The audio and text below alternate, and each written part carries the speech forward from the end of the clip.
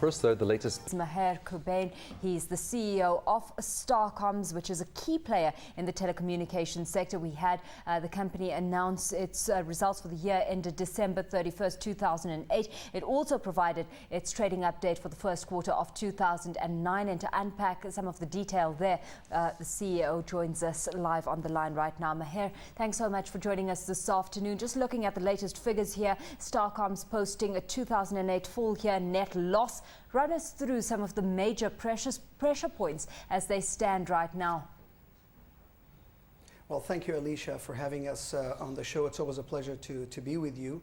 We're delighted to share some of the results of 2008, but what's even more encouraging is the Q1 results, which I'm sure we'll get to. Some of the key elements that drove the 2008 results.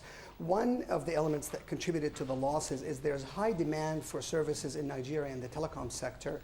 And the new entrants to the CDMA market, two of them and one existing, embarked on a very aggressive disruption campaigns for acquisition of new subscribers, which was mainly driven by high levels of subsidies on the handsets and reduced levels of tariffs. And then Starcomms saw a necessity to compete and protect its market share leadership position, and at the same time achieve a level of critical mass to allow us to leverage that subscriber mass in the future years to come. That was coupled with a worsening economic situation that we saw in the second half of the year, as well as a sharp decline and the devaluation of the Naira. And the last element was characterized by the higher than anticipated diesel prices. And in Nigeria, for some of you viewers who may not know, most of the country operates in terms of the telecom sector using generators, which requires diesel because we have very low power levels in the country. Those four elements, in conjunction with the foreign exchange devaluation and our exposure to dollar-denominated loans and borrowings from export facilities over a 5-year, drove the loss to 8.08 billion naira for the end of the year.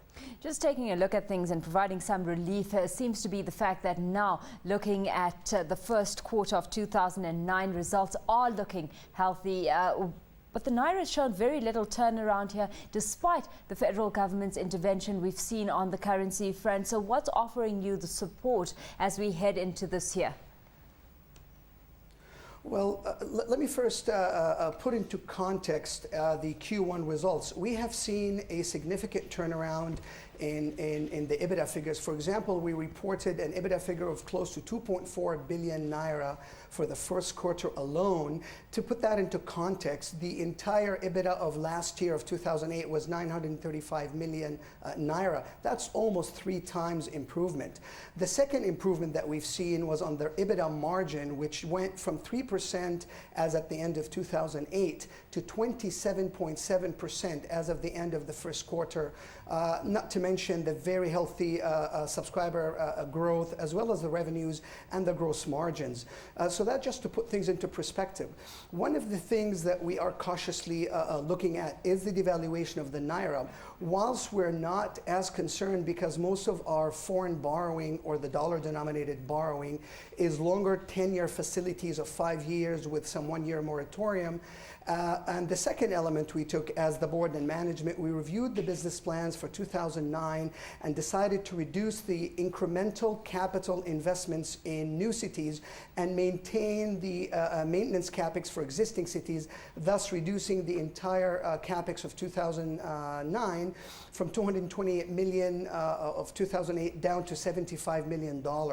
So the lower level of incremental capex investments, coupled with the lower levels of subsidies, we decided not to participate in the disruption actions of the other competitors, which led to those losses because we don't believe that's sustainable. But having achieved critical mass, having a very strong brand and good distribution, and the latest and most advanced IP network in Nigeria, we believe all those will reduce our exposure to not just the devaluation of the Naira, but prepare us for the next cycle of the upturn of the economy and meeting the high demand of telecom services in Nigeria. So those just some of the ways you're looking at increasing your competitive advantage in a highly competitive market, and it's proving to work because we've seen revenues on a more positive note for 2008 increase by 80.3%, with total subscribers rising 182% as well. One of the features on the financial statement released, though, has been reduced margins, primarily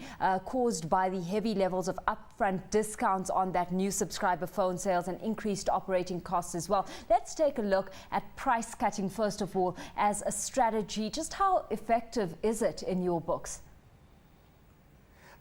You and I have spoken a bit during my last interview. We do not believe that pure tariff cuts or playing with validity of airtime is a sustainable strategy. It may be a local tactic, which is where some of our competitors in 2008 took that position to subsidize handsets at very high levels, which, by the way, when we decided to respond, we also subsidized, but nowhere close to their level of subsidies. And at the same time, our tariff price today remain higher than any of the CDMA competitors, because we believe our brand holds a market share position or a market leadership position that does not necessitate us to follow suit and drop prices on our tariffs. So whilst there is a sensitivity at the bottom of the pyramid subscriber base in terms of tariffs, people do and will pay a little bit more for quality, brand recognition, and good coverage and strong presence in the states we are in. Of course, even if you do engage in those price-cutting initiatives, it's that quality that needs to be focused on so that you're able to then sustain those subscriber levels moving forward. How much of a challenge is this when operating costs need to be managed aggressively as well in a very tough operating environment? That's actually a key point. One of the issues that led to the variances in our budgetary prospects of 2008 was the higher than expected diesel prices, the difficulty of delivering services to each of the sites. Whilst we believe Nigeria has some challenges as a developing economy and a developing country, we're delighted to be operating in a country that has such high demand for telecom services.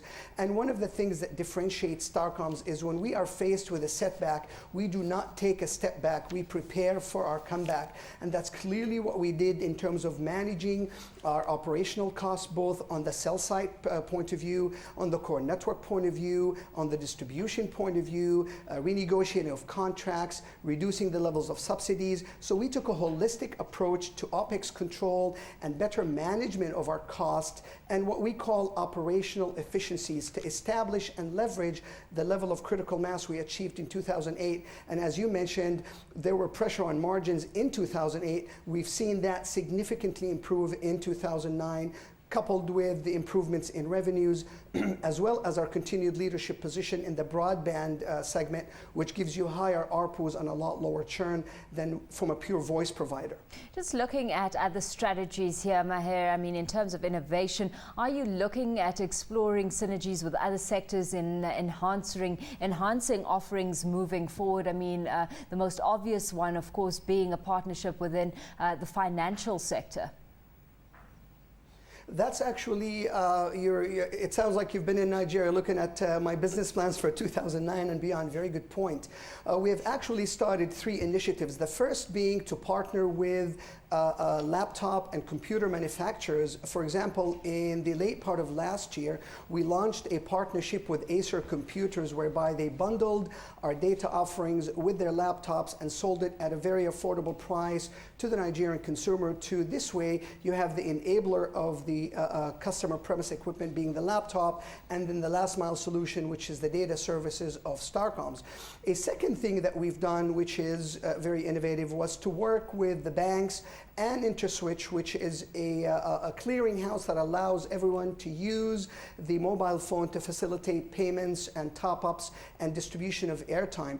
The third and very excellent innovative strategy we followed was to combine value-added services like using a company like AfriChat and color ringback tone and bundles of SMSs to offer to the consumer, because we are quite sensitive to the economic cycle and we want to allow the consumers in Naira and dollars and kobos to go further by using a triple play services from Starcomms, whereby we can afford leveraging synergies of our multiple products and offering better prices to the consumer via those smart partnerships like the Acers, the electronic payments, and value-added services combined. Meher Kubain, as usual, it was good talking to you. Thanks so much for having joined us this afternoon on Power Lunch.